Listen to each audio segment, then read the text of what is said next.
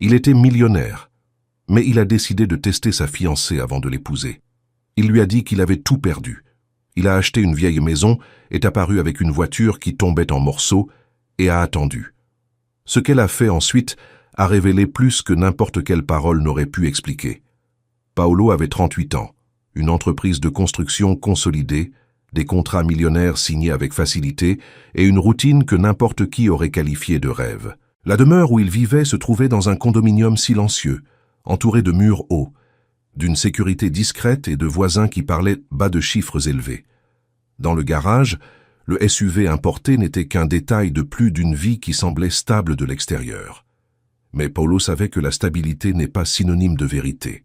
Son histoire n'avait pas commencé là. À 22 ans, il se réveillait avant le lever du soleil, enfilait des vêtements simples et se rendait sur un chantier où il travaillait comme manœuvre. Il portait des sacs de ciment, mélangeait du mortier, écoutait des ordres et apprenait en observant. À cette époque, il partageait une petite chambre avec Claudio, l'ami qui deviendrait plus tard son associé. Ils n'avaient pas d'argent, mais ils avaient une sorte de certitude qui ne s'explique pas, la sensation que cela ne durerait pas éternellement. C'est aussi à cette période que Renata est apparue. Elle avait un sourire léger et une façon de parler qui faisait paraître le monde moins dur. Paolo est tombé amoureux avec l'intensité de celui qui croit que l'amour résout tout. Mais quand il a perdu son emploi lors d'une semaine difficile, Renata est partie. Sans dispute, sans drame. Elle a simplement dit qu'elle ne se voyait pas dans un avenir sans stabilité. La porte s'est refermée, et le bruit de cette fermeture a résonné pendant des années. Paolo n'a pas arrêté. Il a travaillé davantage, a étudié le soir, a commencé petit et a grandi jusqu'à construire tout ce qu'il possédait. Mais cette question est restée coincée quelque part en lui.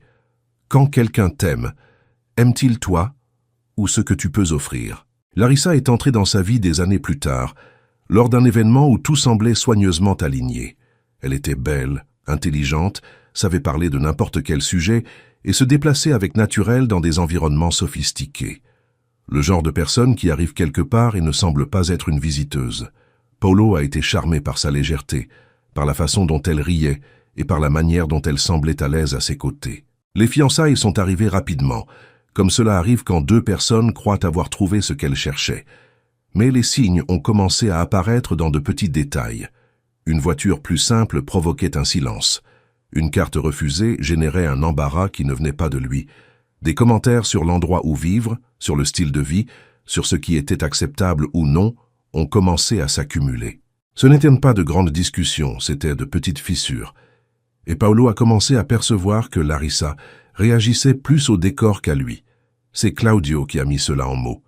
Lors d'une conversation directe, sans détour, il a dit qu'elle ne le regardait pas quand il parlait de travail ou de difficultés, mais seulement quand il parlait de réussite, de voyage et d'argent. Cela lui est resté en tête. Pendant des jours, Paolo a revisité des souvenirs, a cherché des moments où Larissa avait montré une préoccupation sincère pour lui. Il en a trouvé peu, presque aucun. C'est alors qu'il a décidé de tester. Non pas parce qu'il voulait tromper, mais parce qu'il avait besoin de savoir. Il a expliqué à Claudio ce qu'il avait l'intention de faire. L'ami n'a pas approuvé immédiatement, mais il ne l'en a pas empêché non plus. Il a seulement averti que découvrir la vérité coûterait plus qu'il ne l'imaginait. Paolo a accepté le risque. La vieille maison a été la première étape. Il a trouvé un bien oublié, avec des murs usés, une odeur de moisi et des signes clairs d'abandon. Le genre d'endroit que personne ne choisit quand il a le choix. La voiture est venue ensuite, un véhicule ancien, bruyant, inconfortable. Tout a été soigneusement pensé pour créer un scénario où l'argent n'existait plus. La veille, il a failli abandonner. Il est resté assis seul dans la maison, dans le noir, en se demandant s'il avait vraiment besoin de faire cela. Il y avait une partie de lui qui voulait encore se tromper, qui voulait encore que Larissa soit différente. Mais cette partie est devenue de plus en plus petite, jusqu'à disparaître. Le lendemain matin, il a mis le plan à exécution. Quand il a raconté l'histoire à Larissa, il a expliqué la perte, les difficultés, le changement nécessaire. Elle a écouté en silence. Elle n'a pas demandé comment il allait. Elle n'a pas demandé ce qu'ils pourraient faire ensemble. Elle a seulement demandé combien de temps cela durerait. La question était simple, mais elle portait tout. En arrivant à la maison, Elle a regardé autour d'elle avec un malaise visible. Chaque mur, chaque détail semblait la déranger. Quand Paolo a parlé de reconstruire, de rénover, de recommencer, elle a répondu par une phrase qui a tout terminé. « Je ne vais pas vivre comme ça ». Ce n'était pas seulement à propos de la maison. C'était à propos de ce qu'elle attendait de la vie. Dans les jours suivants, son comportement a changé. Les messages sont devenus plus courts, les rencontres plus rares. L'intérêt semblait disparaître à mesure que le scénario restait éloigné du standard qu'elle voulait. Paolo n'a pas discuté. Il a seulement observé. C'était ce qu'il avait besoin de faire. Le moment décisif est arrivé quand elle a montré de la honte. Pas de la situation, mais de l'image, de la façon dont elle serait vue par les autres. Cela a rendu clair que ce n'était pas une question de partenariat, mais d'apparence. Et Paolo a compris, non pas avec colère, mais avec une clarté qu'il n'avait jamais eue auparavant. Quand la rencontre finale a eu lieu, Larissa a parlé de différence, de chemins distincts, d'incompatibilité. Elle a utilisé des mots justes, bien organisés, comme quelqu'un qui avait déjà décidé avant de s'asseoir. Elle a enlevé la bague, l'a posée sur la table et a terminé. Paolo a accepté, sans discussion, sans insistance. Parce qu'à ce moment-là, il n'y avait plus aucun doute. Il est sorti du café différent. Non plus léger seulement par la fin de la relation, mais par l'absence de la question qui l'accompagnait depuis des années. Cet ancien doute avait enfin sa réponse, et il n'avait plus besoin de la porter. Dans les jours suivants, la routine a continué. Le travail a suivi, les projets ont avancé, mais il y avait quelque chose de différent. Un silence intérieur qui n'était pas vide, c'était la paix. Claudio l'a perçu avant même de demander. Paolo était plus tranquille, comme quelqu'un qui a enfin arrêté de chercher quelque chose qu'il n'avait plus besoin de trouver. La vieille maison qui avait servi de décor au test a commencé à prendre un autre sens. Peu à peu, Paolo a commencé à voir dans cet endroit quelque chose de différent. Non plus comme une preuve, mais comme une opportunité. Un espace qui pourrait servir à quelque chose de plus grand qu'un doute résolu. C'est alors que l'idée est venue de transformer l'endroit en quelque chose d'utile. Un point de départ pour ceux qui n'avaient nulle part où commencer. Un espace où des jeunes pourraient apprendre, travailler et construire quelque chose. Non seulement des murs, mais des chemins. Et ainsi, ce qui avait commencé comme un test s'est terminé comme un nouveau départ. Parce que parfois, quand tout semble perdu, c'est justement là que quelque chose de vrai commence à apparaître. L'idée de la maison n'est pas sortie de la tête de Paolo après ce jour. L'endroit qui avait servi de décor pour révéler la vérité a commencé à prendre un nouveau sens. Ce n'était plus seulement un espace abandonné, avec des murs usés et des souvenirs d'un test qui avait tout changé. C'était un point de départ. Et Paolo l'a compris peu à peu, sans hâte, comme quelqu'un qui comprend quelque chose d'important sans avoir besoin de courir. Claudio a été le premier à percevoir le changement. Un après-midi où ils étaient tous les deux assis dans le jardin de la maison, observant le soleil tomber derrière les arbres tordus, il a demandé ce que Paolo comptait faire de cet endroit maintenant que tout était terminé. Paolo a mis quelques secondes à répondre.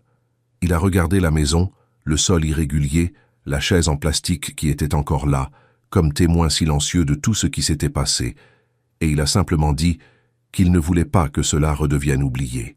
Dans les jours suivants, il a commencé à venir à la maison plus souvent.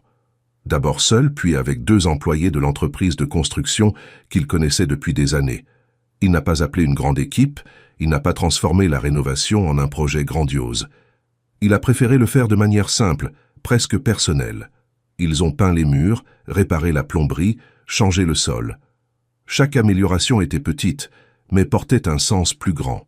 Ce n'était pas seulement pour rendre la maison belle, c'était pour redonner vie à un endroit qui avait été ignoré pendant si longtemps. Au cours de ce processus, Paolo a commencé à ressentir quelque chose qu'il n'avait pas prévu, une satisfaction différente. Ce n'était pas la même sensation que de conclure un grand contrat ou de signer un projet millionnaire. C'était quelque chose de plus calme, de plus solide. La sensation d'être en train de construire quelque chose qui avait du sens au-delà de l'argent. C'est lors d'un de ces après-midi que Claudio a parlé d'un neveu qui voulait travailler dans le secteur de la construction, mais qui ne savait pas par où commencer. La phrase est restée en suspens pendant quelques secondes jusqu'à ce que Paolo réponde par une question simple. Et si cette maison pouvait être le début pour des personnes comme lui? Claudio l'a regardé avec attention, comprenant que ce n'était pas seulement une idée passagère. À partir de là, ils ont commencé à structurer quelque chose, rien de trop formel, rien de bureaucratique. Un programme simple au sein même de l'entreprise de construction pour offrir des opportunités à des jeunes qui voulaient apprendre, mais qui n'avaient pas accès. La maison est devenue le point de rencontre. Un endroit où la théorie et la pratique se mélangeaient, où l'apprentissage se faisait vraiment. La première promotion comptait 9 jeunes, des âges différents, des histoires différentes, mais tous avec quelque chose en commun, la volonté d'essayer. Ils arrivaient tôt, écoutaient, posaient des questions, se trompaient et apprenaient. Paulo ne se plaçait pas comme quelqu'un au-dessus d'eux. Il parlait peu, observait beaucoup. Quand quelqu'un demandait comment il avait commencé, il racontait la vérité, sans embellir, sans cacher les difficultés. Lors d'une de ces rencontres, un jeune homme a demandé quoi faire quand personne ne croit en toi. Paulo a réfléchi un moment avant de répondre. Il a dit qu'il y a 2 façons de gérer cela, où tu travailles jusqu'à ce qu'ils prouvent qu'ils avaient tort, où tu travailles jusqu'à ce que tu n'aies plus besoin que personne ne croie en toi. La salle est restée silencieuse pendant quelques secondes. Ce n'était pas une belle phrase, c'était une phrase réelle. Pendant que la maison prenait vie et que le projet grandissait, la vie de Paulo continuait aussi. Le travail à l'entreprise de construction restait intense, les contrats augmentaient, les responsabilités aussi. Mais il y avait un équilibre qui n'existait pas auparavant. Il ne ressentait plus le besoin de prouver quoi que ce soit à qui que ce soit. Il n'avait plus besoin de confirmer qui était à ses côtés. La réponse avait déjà été donnée. C'est pendant cette période que Camila est entrée dans l'histoire. Pas de manière planifiée, pas comme conséquence de tout ce qui s'était passé, mais simplement parce que la vie a continué. Elle est apparue lors d'une réunion de travail, en retard, en s'excusant de façon directe, sans essayer de paraître parfaite. Paulo l'a remarqué tout de suite. Ce n'était pas la beauté ni la manière, c'était l'authenticité. Dans les projets sur lesquels ils ont travaillé ensemble, Camila ne traitait pas Paulo comme quelqu'un de spécial à cause de ce qu'il possédait. Elle le traitait comme quelqu'un avec qui il fallait résoudre des problèmes réels. Elle contestait quand elle le jugeait nécessaire, elle était d'accord quand cela avait du sens, et elle avançait sans transformer quoi que ce soit en spectacle. Les conversations entre eux ont commencé de manière naturelle. D'abord sur le travail, puis sur d'autres choses. La musique, les livres, la ville, la routine. Il n'y avait pas d'effort, pas de mise en scène. Et Paulo aperçut quelque chose qu'il n'avait pas ressenti depuis longtemps. La tranquillité. Lors du premier rendez-vous en dehors du travail, il n'a rien changé. Il est venu avec la même voiture ancienne. Pas par stratégie, pas comme test. Simplement parce que c'était celle qu'il utilisait. Camila est montée, a observé la voiture, a commenté avec légèreté et a poursuivi la conversation. Il n'y a pas eu de silence étrange, il n'y a pas eu de malaise. Juste de la normalité. Cela a suffi à Paulo pour comprendre qu'il n'avait plus besoin de tester quoi que ce soit. Certaines personnes montrent qui elles sont sans avoir besoin d'un scénario extrême. Elles le montrent dans les détails, dans les réactions simples, dans les petits choix. Claudio a rencontré Camila quelques semaines plus tard. Il a observé comme il le faisait toujours, en silence, sans interférer. À la fin de la soirée, il a fait un commentaire court mais direct. Il a dit qu'elle regardait Paulo quand il parlait de travail, et cela en disait plus que n'importe quelle analyse longue. Pendant ce temps, la maison continuait d'être active. De nouvelles promotions arrivaient, de nouveaux jeunes apprenaient, certains commençaient à travailler dans l'entreprise de construction elle-même. L'endroit qui représentait autrefois le doute représentait maintenant l'opportunité. Et Paulo voyait cela avec une satisfaction qui n'avait pas besoin d'être expliquée. Un samedi matin, il est arrivé tôt à la maison. Le soleil entrait par la nouvelle fenêtre, illuminant l'espace de façon simple. La chaise en plastique était encore là, maintenant dans le jardin. Décolorée, ancienne mais solide. Paulo est resté à la regarder pendant quelques secondes. Il s'est souvenu de la nuit où il était resté assis là, seul, essayant de décider s'il aurait le courage de découvrir la vérité. Il s'est souvenu du silence, de la peur de se tromper, de l'envie de ne pas avoir à faire cela. Et il a compris que ce moment avait tout changé. Non pas par la réponse qu'il avait trouvée, mais par la décision qu'il avait prise. La décision de ne pas ignorer ce qu'il ressentait, de ne pas accepter de vivre avec le doute, d'affronter quelque chose qui pourrait faire mal, mais qui avait besoin d'être vu. Il est entré dans la maison, a préparé un café simple dans la petite cuisine et est resté à attendre que les jeunes arrivent. Le bruit de la rue commençait à apparaître, le jour continuait comme n'importe quel autre. Mais pour Paolo, cet endroit ne serait plus jamais ordinaire. Parce que certaines expériences changent la façon dont on voit tout. Elles changent la manière dont on choisit, dont on observe, dont on comprend les personnes autour de soi. Et à la fin, il aperçut quelque chose qu'il n'avait pas compris auparavant. Ce n'est pas une question de tester quelqu'un. C'est une question de percevoir quand quelqu'un est à tes côtés pour ce que tu es, et non pour ce que tu peux offrir. Certaines personnes restent quand tout va bien. D'autres restent quand rien ne va. Et cette différence n'apparaît que quand le décor change. Paolo n'avait plus besoin de chercher cette réponse. Elle faisait déjà partie de la façon dont il vivait. Et cela était plus précieux que tout ce qu'il avait construit jusqu'alors. Ce matin-là, pendant que le premier groupe arrivait et occupait la salle avec des voix jeunes et curieuses, Paolo a compris que tout s'était mis en place d'une manière qu'il n'aurait jamais pu planifier. Le doute qui l'avait accompagné pendant tant d'années n'avait plus besoin de réponse, parce qu'il s'était transformé en compréhension. Il ne portait plus de questions, seulement des choix plus clairs. Il a regardé autour de lui, a vu la maison vivante, le mouvement en train de se produire, et il a compris que certaines pertes ne sont pas une fin, mais une direction. Il a souri de façon légère, comme quelqu'un qui sait enfin où il est, et il a continué sans avoir besoin de regarder en arrière à nouveau.